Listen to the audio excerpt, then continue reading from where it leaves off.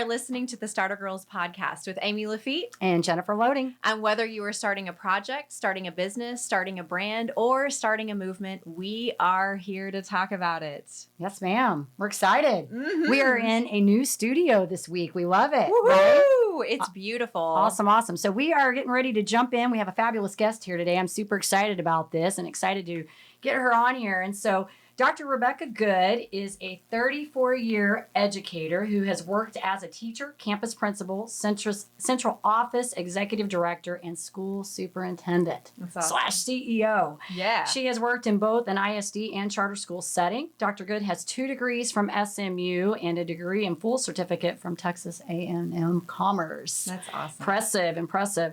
She's taught at the higher education level since 2007 in both a face-to-face and online setting. She's taught teachers who wanted to get their master's in curriculum, design, educational administration, literacy, and also those who wanted a master's in bilingual ESL. Awesome, right? She has been an educational consultant, a keynote speaker on educational issues, and has presented hundreds of educational workshops and trainings. Dr. Good has had 2 books published on educational topics and has written and co-written several articles on educational journals. And she is a guest commentator on radio shows on education issues, and you can catch her every Tuesday at 3 p.m. on her podcast, Ask Dr. B. Good. Is that awesome? So we are super excited to get her on here. Welcome, Dr. B. Good. We are excited. Absolutely. And we always love to do just like some fun rapid fire questions so people kind of get to know you a little bit. So are you a morning or a night person? I don't want to be a morning person, but the body says 4 o'clock. All right. Yep. The body says 4 o'clock, so I get up at 4. I'm usually at the gym by 5:30, 6 o'clock. Work out there for an hour and a half. I love it. So I'm a 5 a.m.er, so I'm with you. Up every day, even on the weekends. 5 no a.m. alarm, right? Nope. Yep. I just wake up. Yep. You're a rock star. Rock stars get up early. Well, it's the only time I have time to do that anyway. Right. So That's awesome. That's awesome. Are you a cat or a dog person? Dog. Dog? Do you have dogs? 2. What kind? I have a pit bull, which is the last dog brought into my home by somebody else, by one of the kids. Okay, Awesome. you know, well, you don't know, Yes. you're too young. No, that's but what I've happens. been that person. No, you left the animal behind because Sure, they charge the deposit. They don't take pit bulls at the Sure. And I never thought I'd have I have pets. 3 kids, and I have a lot of pets because of my 3 kids. 2 of them are out of the house, and I have their pets. Thank you. Yeah, this is the last 4 or 5 before the pit were that. Right, and I have a pit too. And I never thought I'd have a pit in my house around my grandkids. Aw. Love her. And they're She's the going to best. be 13. They're the best dogs. Yeah. They're She's awesome dogs. Phenomenal. And then we just rescued Happy, a Multi-Poo, in November after Georgie, the Chiweenie, passed away. He was a rescue too. And so that's what we're downsizing dogs. We used to have Danes and then Labs and Pit Bulls. Now She says downsizing as in actual sizing, not the number of dogs, sizing. yeah. So the Chiweenie was smaller. And now the Happy is about 17 pounds. And So then you're going to end up with like a rabbit or something exotic. I already have rabbits out in the back. It's too funny. She'll just like gravitate to none. Yeah. Something, right? Something like that. Maybe. I can't see that, but I know. I can't imagine not having an animal. It would make me too sad. So, okay. So what's your favorite food? So let's see. I'm one of these alternatives. So I don't eat meat, wheat, sugar, non-organic soy or corn. But I love to eat.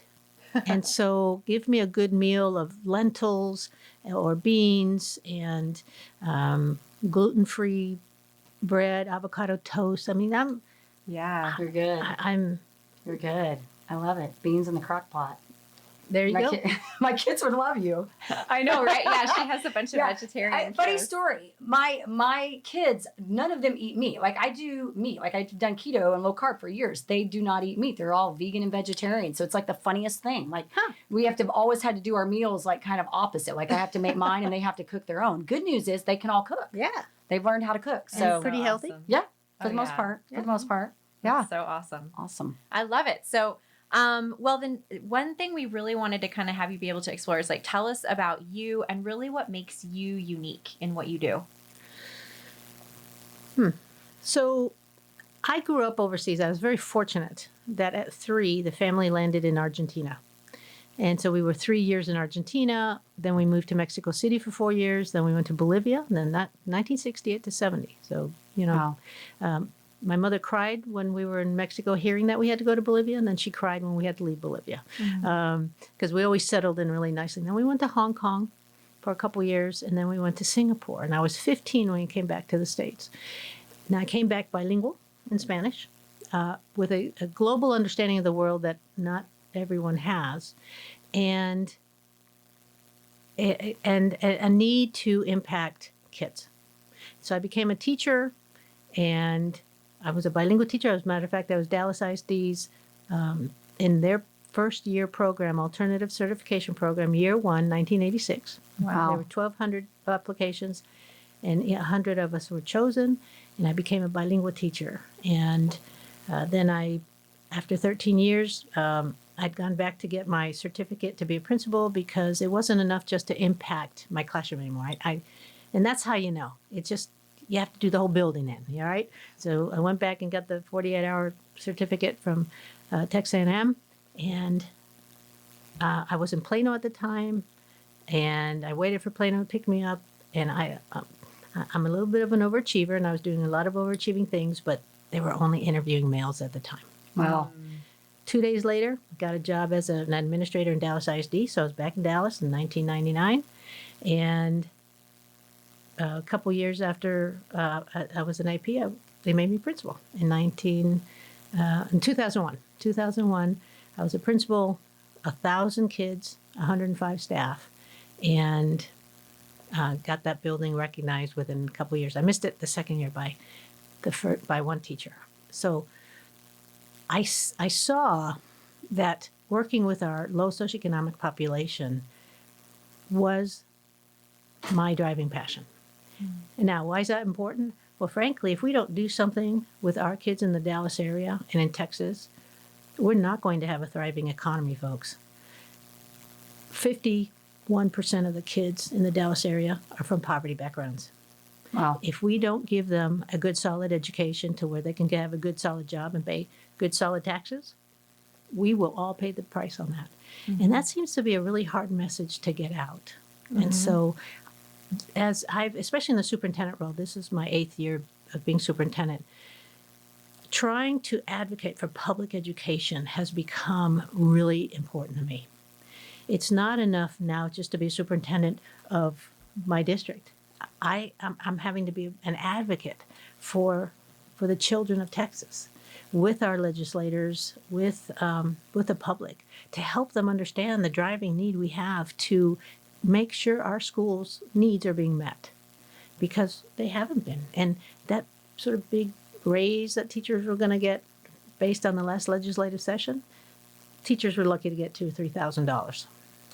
And so the job is not done. Plus, they're hitting the retired teachers' health care costs. You have teachers that retired 30 years ago. They maybe got $1,200 a month. Well, here we are 30 years later. And the way that Texas occasionally, and when I say occasionally, every 16 years, gives a raise, it's not a raise, it's a 13th check. So it's a one-time extra $1,800. And so we have teachers, retired teachers, who are living in poverty, qualifying for food stamps, because we're not taking care of them. Wow. Wow.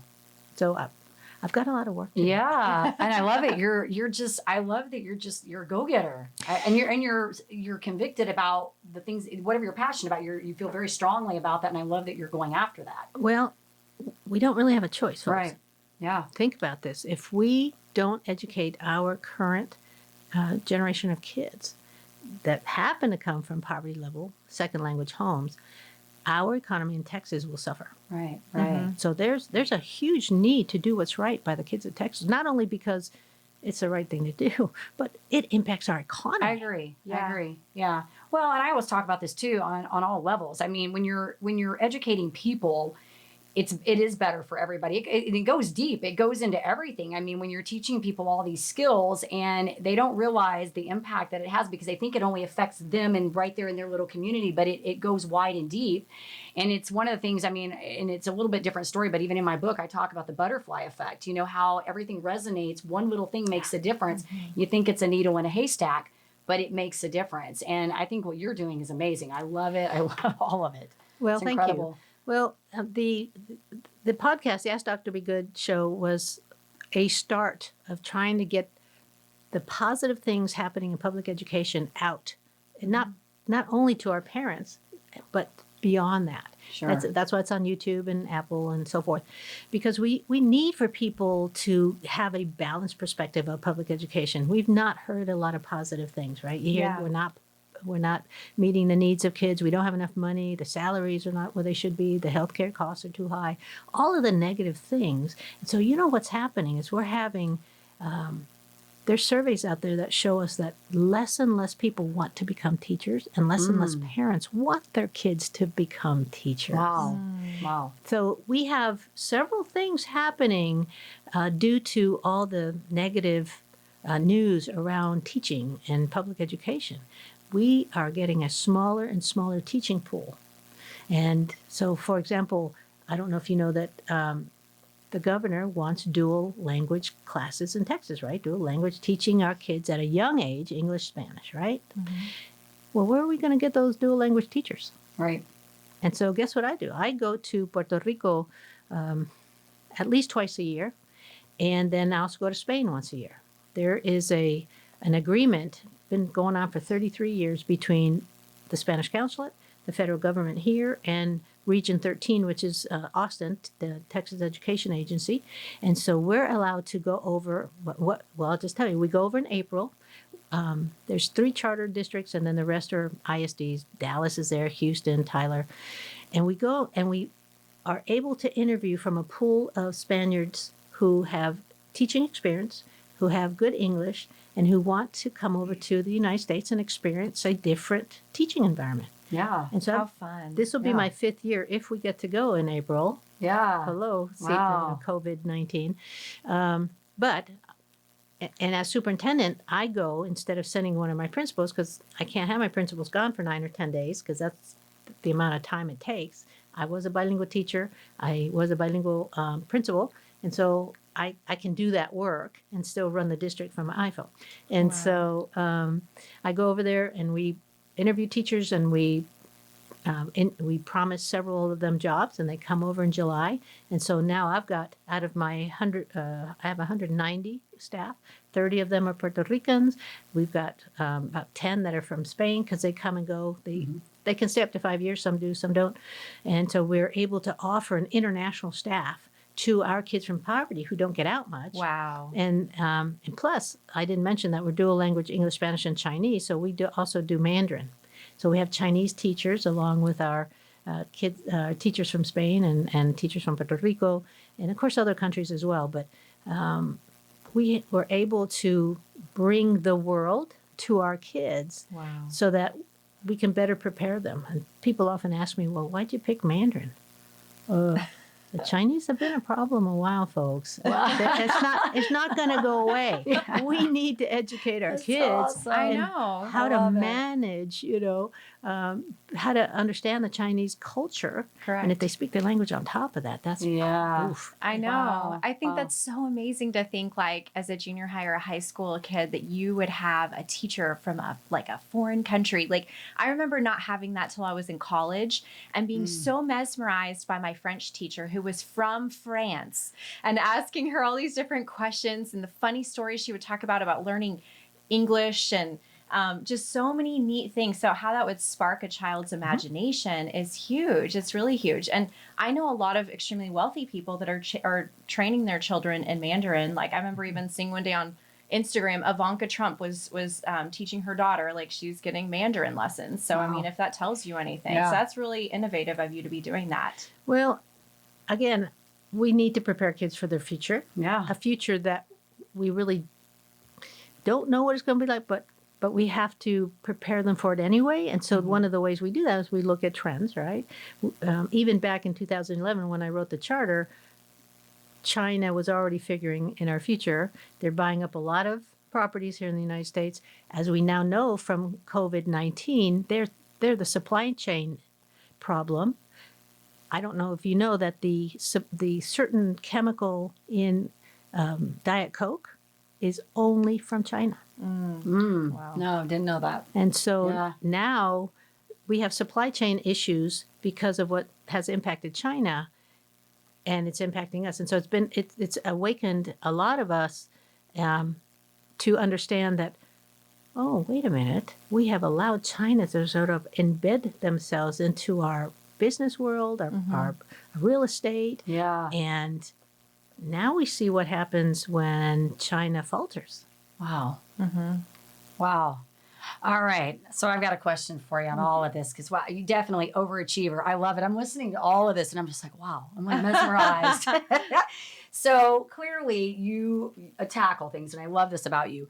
So when you are going after a project, a goal, any of these things that you've had to go through, what does that process look like for you? Like, I want to know what the headspace looks like on that because you're obviously not afraid to tackle things, like go after them. Well, good question. And I'll tell you, we've had to tackle a lot. We opened 3 schools at the same time, 2012, 3 charter schools in churches. I was principal of 2 of them while being superintendent the first couple years. And yet what we noticed quickly was that life in a church for a public school was not very comfortable. And so by the start of our 3rd year, we had moved the Richardson Church to Plano, to the Haverty's building there, Plano Parkway across from Collin Creek Mall. And then by the start of our 4th year, we had combined the Dallas and Mesquite Church into that 12-acre property, and we'd had to renovate. And so in looking back, it's good to have good people around you that you can brainstorm with. We were fortunate to be able to find investors. And so when I look back and I think, how did I manage that? I think that I just had a very positive attitude. The journey was one that I stayed focused on. And what I've learned early on, even as an administrator, no is not always no. And I so like that. no is not black. Right. It's got shades of gray. Right. Yeah. And I've turned so many no's into yeses that being able to knock on doors, being able to make those calls, and being able to be comfortable with the vision that we have for, in this case, for our schools, enough that we were able to convince investors to invest in us, even though we were only 2 years old.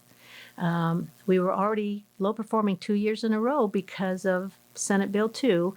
That's a whole nother story, but it was safe in 2012 to open up 3 K-7s. In 2013, during that legislative session, they passed Senate Bill 2, which said that if a charter goes low performing 3 years in a row, they get shut down. And they made it retroactive to 2012. Wow. And so we had been low performing because we took the big hits. Sure. It was safe to go into the neighborhoods of the poorest zip codes in town and bring the big kids on up to 7th grade and say, come join us. We're kinder, gentler. Yeah. By 2013, it wasn't. And so luckily, we all banded together. We came up with a plan. We executed the plan. We stayed focused on the data.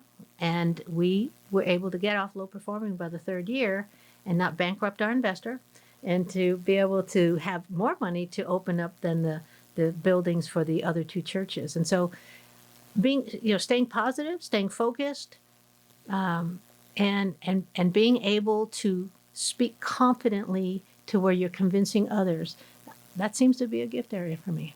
I love it. You're visionary. I love it. No, and we talk about this all the time because a lot of times when people are having, and I was just talking about this to somebody, people get obstacles and they look at something and they go, okay, well, that was a closed door. I'm just done.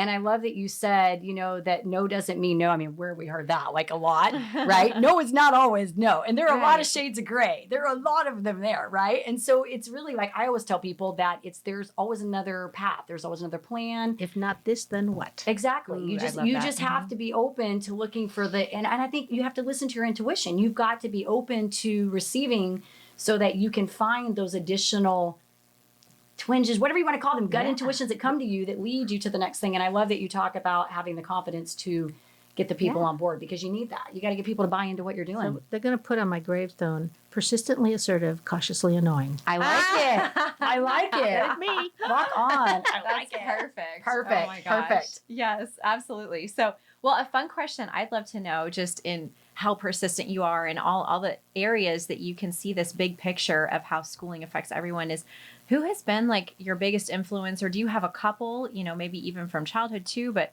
what has it looked like for you as far as influences? My father was the first big influencer, because I was born in the 50s, and my mother got her MRS degree. You know what an MRS degree? Mrs. Oh, yeah, that's good. She said that one. So, Good job. So my mother was, she went to Marymount College to find a man. Mm-hmm. She found my dad. They got married, and she cried the first month she wasn't pregnant. Oh my goodness. And then 13 months later, I was born. And so, I was the fat baby, because back in those days, fat baby was a happy baby. Thanks, Mom. Yeah. And so being raised in that generation, I should have ended up like my mother. But my father's influence was very strong. He was a bank executive. He raised his daughters and his 2 sons to be executives. And so I ruined many a family dinner, because my sister and I would help Mom with the Thanksgiving meal, right? The prep. Put it on the table, the 6 of us having our meal. And then my mother say, okay, girls, let's get up and clean it. It's the brother's turn. My This sounds like sister my and I- house. This used to be my house every day. And Yes. so Let's then keep she'd score. cry, and she'd leave the table, and then I'd end up washing dishes with my father. I'd say, Dad, no. But that was, very early on, equity was important to me. Fair was important to me. And so I graduated from high school at 11th grade. I went down to UT Austin at 17, and I was a Russian major at the time, and I hit my first Russian class, and the first thing that Russian professor lady said to me, to all of us, ladies, any of you know how to type? This is 1975. Any of you know how to type? Forget about it right now, because if those men learn that you know how to type, they're going to make you secretaries. Oh my goodness. 1975. Wow. So I did learn, and I forget how to type. I do have a question. Did you know Russian before you started learning Russian? Because that's just like not an easy one just to pick up. I mean, Well, of course, I had been bilingual in Spanish. We were taking French for years, and then I was in high school here at Dallas School. I was taking the language cluster, Italian, French, and Russian every day. Those 3 okay. languages, because I was just tired of the Romance languages. So so hard because you learned so many languages at a young age, Right. So boring. I already knew all these other ones. Yeah. so I wanted something different, and that was different. I went to the Soviet Union after I graduated high school, and then I went again after I graduated college. And so I have stories about the Soviet Union. Don't have time for that today, but fascinating. Yeah. Fascinating. We're going to have her back on. I know. You got so many great stories. Like, I'm like, we're just going to have her back on. We need another like solid hour for her to get through these stories. I've been very fortunate to have been able to live in a time that was freer than now. We're pretty Puritan right now. Back in the 70s, I mean, there are movies made that you can't show today. It's true. Yeah. That was a Right. freer time, and you could find yourself a little bit faster than you can now. There weren't so many pressures and stress and so forth. And so I was fortunate to have been molded by a strong dad and the times. That's awesome. I love it. Yeah. Okay, so I have a fun question for you. We're going to totally switch gears here. If you could be any superhero or character, who would you pick? No, this one's tough sometimes. It is. You can make it up if you have to. We're okay with that. Well, I like Wonder Woman. I like her confidence. Yeah. You know, I think Supergirl's okay, but she's not as confident as Wonder Woman. That's true. I agree with you. I agree with it. Go with or what do you say? Wonder Woman. Wonder Woman. Yeah, Wonder let's Woman. go with Wonder Woman. Yeah.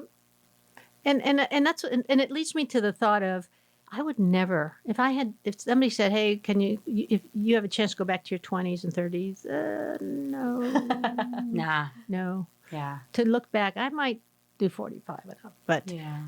the brain's fully formed by then. You've had life experiences that either grow you up or Right. Right. and I love it. and so I've been fortunate to have had experiences that help me understand the world to the point where I can make a difference, not only in schools, but my own family, Yeah. friends. I love it. I love it. All right. Anything else you want to ask her before I start? I was thinking about when you're talking about this, like I would be willing to go back to 45. So, and I feel like you are someone that has just continued to grow throughout your whole life. And so like, is there an age where you kind of felt like you hit your stride and you were like, okay, I'm good. Was it 45 or? I think it was my 40s. Uh-huh. The kids were starting to get older and be less needy. I was continually in school. My heck,